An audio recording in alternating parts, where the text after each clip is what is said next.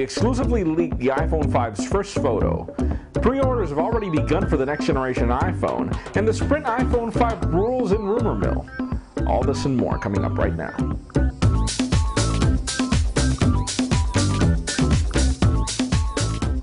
Hello everybody, I'm Jaime Rivera and welcome to the Pocket Now iReview, the show we go through all this week's cool and the not so cool inside the world of Apple's iOS devices. Let's start this week off with the cool.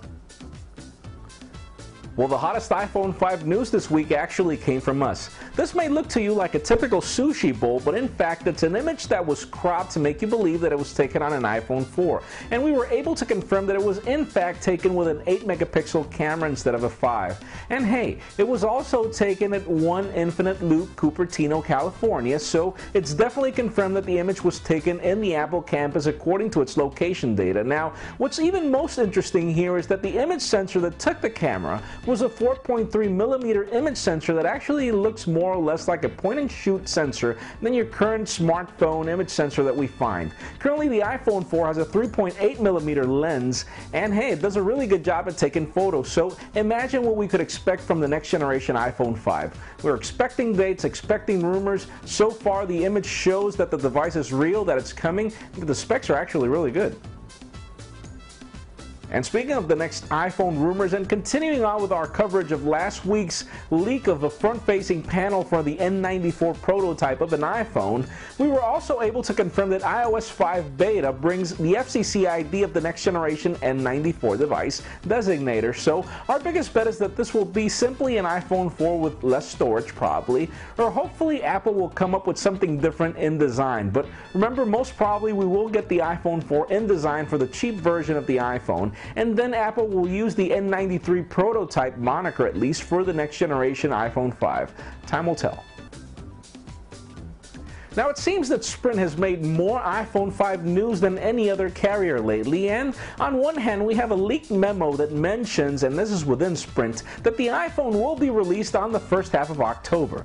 And then aside from that, we have another post of a Best Buy document that mentions that Sprint will be getting the iPhone early October, so dates do match up. Now, interesting enough, the coolest news is having the iPhone 5 or 4 on an unlimited data plan network because Sprint offers it. So rumors have it that Sprint will drive sales of the next generation iPhone through unlimited data. So it does seem that things are coming well, though we still don't really know what to make of WiMAX. I don't really see Apple bringing LTE, WiMAX, or even a 4G phone right now. Rumors have it that that'll come until 2012, but again, rumors.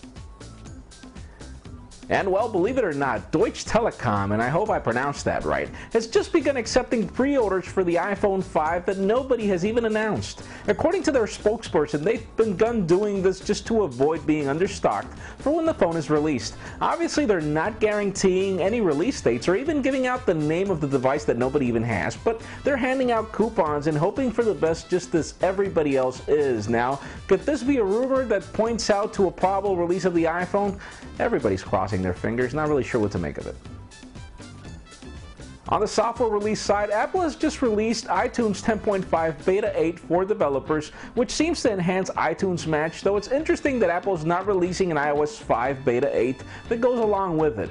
And well, rumors have it that Apple even released the version that's already approved for carriers to begin testing the next generation iPhone, and apparently some carriers already have it. But interesting enough, the most important part is that apparently it brings the nuanced speech-to-text technology that everybody's talking about for the next generation device. So interesting enough, hopefully that will be good news. Now, Google also seems to be all over the software front for iOS devices. They've just released an HTML5 version of Google Music service, and we all know why that had to go HTML5 and not obviously on iOS itself. But you know, aside from that, they also released an application for Blogger that a lot of people were waiting for, and they even offered more enhancements for Google Plus in their application in a new release that they just sent out.